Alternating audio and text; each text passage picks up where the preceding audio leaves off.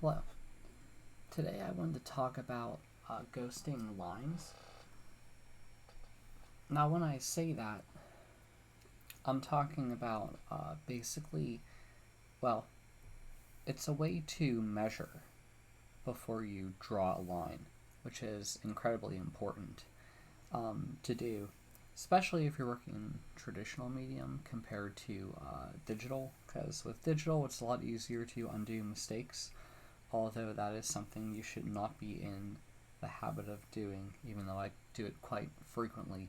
But more often than not, I do that because I'm showing a demonstration of a piece rather than trying to make something intentional, or like I'm not doing intentional practice, or it's kind of hard for me to count a lot of what I do in my videos as practice in any way, just because I'm talking at the same time. I'm kind of distracting myself. I'm kind of learning new things. I mean, I guess you can say it it's practice, but I find it kind of the equivalence of listening to music when you're drawing, in which you're not really getting the full benefit of it, just in my opinion, and that's just because I'm doing it for demonstration purposes. So, if you look where my cursor is, it's right here. Um, it's really small, and the reason why I use the smallest cursor for my drawing tablet in Paint Tool Sai is it it simulates like a thin pencil point. So that's kind of like why I use that.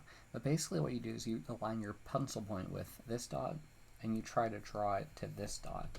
So, but you ghost, you don't draw, but it's kind of like planning before you draw. Like much like in woodworking, if you ever need to cut a board, they say measure twice, cut once, and the whole idea of that is to make sure you're cutting accurately, because if you do it the first time and you get the same answer, and you do it the second time and you get the same answer, you're generally safe.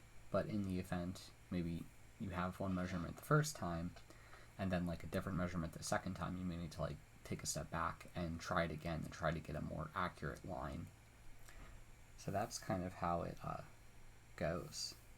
So I'm just starting at this point, going to this point without even drawing it, just getting my hand in the motion of the line that I'm going to draw. Now, the thing is, each line you draw, each line, C curve, S curve, ellipse, or any type of shape that you may work on, requires like a different flow to get into. So it's highly recommended you ghost whatever you need to draw, because if you do that, you will be more likely to succeed at executing the line that you want to draw in that point in time. So it can be really helpful to do this a lot. I mean, especially for a traditional medium. Sorry. Uh, Especially in traditional, where you kind of have less work to make mistakes, or like, in digital, look, I missed that point, and if I need to undo my mistake, I just do Control Z. But if you're working with like paper, it's a lot more difficult, because you have to like you're probably not going to want to erase it because it's probably not worth your time. The other thing I wanted to say about digital, the surface is very smooth, so I don't have to worry about dealing with coarse paper, which could be something that makes ghosting really difficult. I want to say I was drawing maybe 2 years ago at a coffee store, and I was struggling to ghost my lines because the paper was very it had like a grain to it.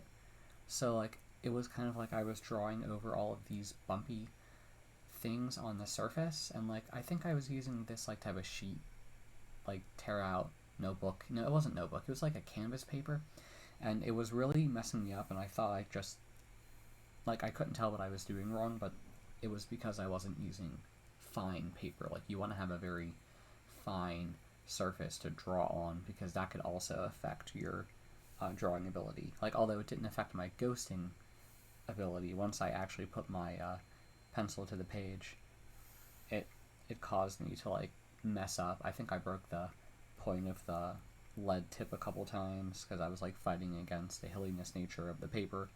So that's just another side tip that you may need to prepare your surface better to try to get it to like a really flat, fine surface. So yeah, I think that, I did say ghost twice, draw once, but I think it may take you longer to get into the flow of the curve that you need to draw. So don't be worried about only doing it twice, and just know that, like, once you do get in the flow of it, you can you just go with that. You may have to find a healthy balance. And it's also really difficult to get into the habit of ghosting. Many times that like I try to do it, I have found myself breaking my rules and kind of just drawing without ghosting, but executing lines fine, which is very strange because I keep thinking like I need to mentally, like I feel like I need to be ghosting always, and I kind of need to make it second nature, and it's something that kind of worries me about my own experience that I haven't made it second nature yet. But perhaps it's just because I only have been drawing for about 4 years or so, so maybe I'm beating myself up. But yeah, I hope this video helps you kind of understand the philosophy. I find, like, measure twice, cut once, and ghost twice, draw one having really similar parallels. Both drawing, painting, and woodworking, they're all crafts, and they could always like borrow from each other because they have these techniques for successful craftsmanship is what I would call it. But yeah, if you like my video, please please like the video. If you like my channel, please subscribe to it. If you have a question, please ask in the comments.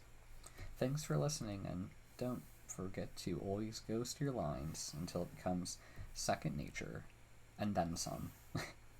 Bye.